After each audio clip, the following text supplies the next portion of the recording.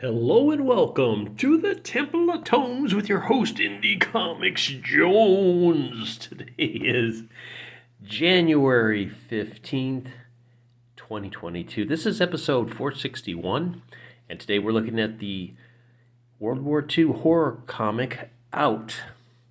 This is coming out from Awa Upshot. It's the second of 5. I believe issue 3 is out, and I'm going to be picking that up. And it is a recommend. Let's take a quick look at some of this stuff on the cover here. Pretty grisly. And we've got our German officer there. And this is actually taking place in the comic itself. This is a recommend. The first issue, I did give it a recommend because I really did like the art, and I did like the underlying story, what I thought was going on. It was very hard to tell. That first issue felt like there were pages missing, if I'm getting that right, if I'm remembering that correctly.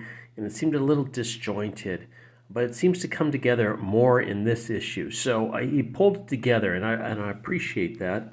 It's been Awa Upshot's been coming out with some good comics lately, and this is maybe one of them, one of the better ones. Excuse me. So let's see if I can...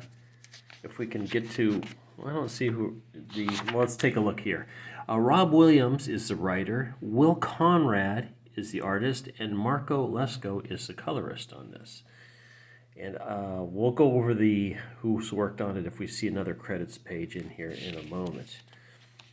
So it starts out right where it ended last issue, where our Native American here, who's also a code talker or wind talker, I guess they call it, something like that. He's a code person that's very code, knows all these, for some reason he knows all these languages. It was never really explained. He is watching his comrade, Dills, get attacked by this monster, and this is happening somewhere in Bavaria, 1944. This creature turns out to be some kind of ancient monster that has been revived by the Nazis, and he is out there. You can see him. He's attacking in the prisoner camp that lies within this castle. Now they've got special things set up here because it seems to be some religious symbolism that keeps this monster in check, and they are about to deploy it. You see the monster looking at the Native American. I think his name's Kono, something like that. So we get a lot in German. I'm not sure. I don't read German if it says "stay where you are" or whatever it's saying. Then they use the religious artifacts to freeze the monster. They knock out our hero here, our code talker or wind talker, whatever you want to call it, and he's taken back to the brig, back to the barracks. Now these people kind of charge out. They say, "Hey, what's going on?" These guys, the guards, just tell them, "Get back." And we go back to the church where this is the crypt where the thing came out of. They had to dig it up. There you can see the blood trail from Dills. He was actually the engineer trying to help these guys tunnel out of these barracks and get away. But now he's gone. So this is Luden, and he's the guy that's trying to resurrect this. He thinks he can get this monster going and work for Germany and turn the tide of the war. The Germans are losing badly. He thinks it can be some kind of creature that can take down airplanes like toys, just destroy armies en masse, just really make everything go the Germans' way. So they talk about it a little bit. Luden seems to be able to communicate with this thing.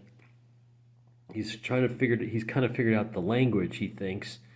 And one of the things they want to do is they want to feed the wind talker to this beast. But the wind talker, for some reason, because he knows all these languages, figures out that he's speaking some kind of ancient dialect of Czechoslovakian language. And it's telling him to let me go. Okay, here we go, and here's the credits. Rob Williams, the writer, Will Conrad, the artist, Marco Lesko, the colorist, and Sal Cipriano, the letterer. The cover artist put together, Tim Bradstreet, and you can see the art in this is really pretty good. Even the cover's good, which usually they are, but even the regular art inside is really nice. There's the castle that has been turned into a POW camp, and you can see it's high above cliffs in the snowy Alps, I believe. Okay. So meanwhile, they continue to dig underneath, and this guy I think he's dropped his cigarette by this little hole in the ground. They're using this to breathe in there, and so they're kind of choking on the smoke from this guy's cigarette. And unfortunately, the tunnel they make starts to collapse in on them. They get the guy out. Tompkins is his name. They get him out. They're successful. Tompkins comes out, and he comes to a guy named Bronson that's just kind of waiting his time out. He says, "Hey, the Americans are winning. I'm not going to help you tunnel. The guys, you've done this before." He says, "I don't care. I'm just going to sit it out and wait for the Americans to come and get me in a couple months, rather than risk my life tunneling out again for 5, his last time he was out, he was free for 5 days. Now, not all robots, a 5-issue, says it's the 4th issue's on sale November 17th. I must have missed it, so I'm going to have to go back and get it. This is one that I've really been enjoying, so I suggest you take a look at this one. Mark Russell, I've read some of his stuff before, not really been impressed, but this story I'm very impressed with. Mike Deodato Jr. is doing the art on this, so it's very good. Welcome to mankind. Welcome to the future, mankind. Your services are no longer needed. So I thought the story was very, very interesting. It has a little bit of humor, a little bit of horror in it as well. So looking forward to picking this up. I've read the first 3 issues. I'll have to get 4, and maybe 5 is already out now too, but I missed 4, so I'll have to pick that up. Probably happened when I was moving out here. So let's get back to our story here. So they're bringing the Native American in to feed him to this ghoul monster down there, and this is when he tells them no. He's saying, "Let me go."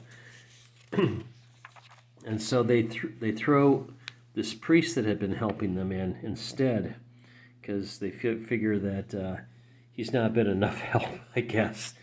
This Loudon is a very ruthless guy.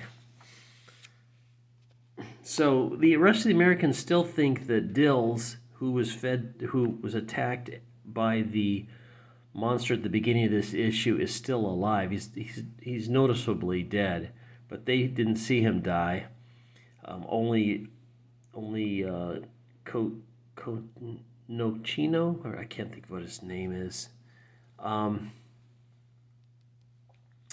So the commander of the POWs comes to visit Loudon, and they talk a while, and he just says, he's trying to talk him into letting Dills go, unknowingly knowing that Dills is dead.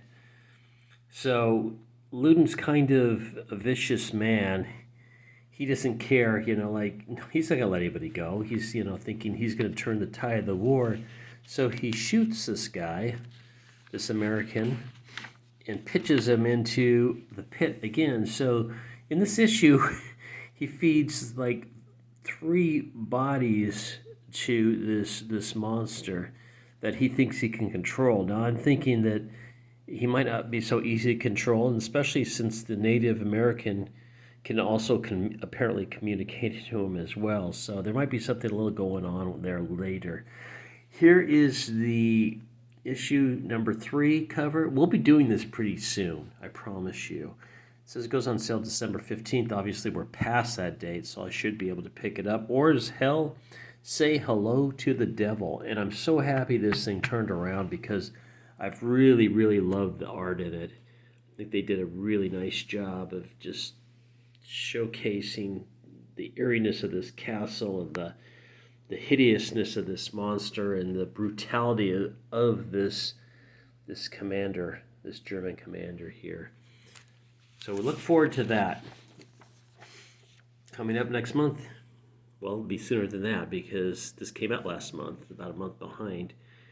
And you can see some of the highlights for this. So I will be getting to this fairly soon. I'm going to go pick it up from the store. Also coming out from AWA Upshot is J. Michael Straczynski's Telepaths, and I believe this is tied into all the other ones that he is doing for AWA Upshot as well. I'm trying to get Resistance. I believe he's writing that. Maybe it has something to do with Moss. I believe he was writing that one too. Then we have this Hell or Hotel or Hotel. I'm not sure how to put this. By John Lees. It's a 5-issue. That went on sale last month. If These Walls Could Scream. I have not seen this in the store.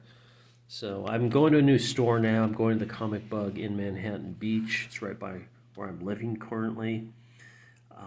So here's some of the stuff that's coming out from AWA Upshot back in November. So we're behind a little bit, but my move really messed me up, and I apologize for that, but I'll try to get back on track as quickly as possible. I'm still, as you can tell, I have no professional studio here. I'm using my portable drawing board, using my phone without a tripod. So hopefully we'll get something a little more professional in the future, but I am living in an apartment. This is Studio C. I shot one video in Studio B. Excuse me. And I still got Studio A out in the living room, but it's currently being used. So that's what happens when you have a 2-bedroom apartment. You get 3 studios out of it. So thank you for stopping by and listening to this review of Out. It is a recommend. As always, please like, please subscribe if you haven't, please leave comments, and we'll see you next time at the Temple of Tomes. This is Indie Comics Jones bidding you adieu.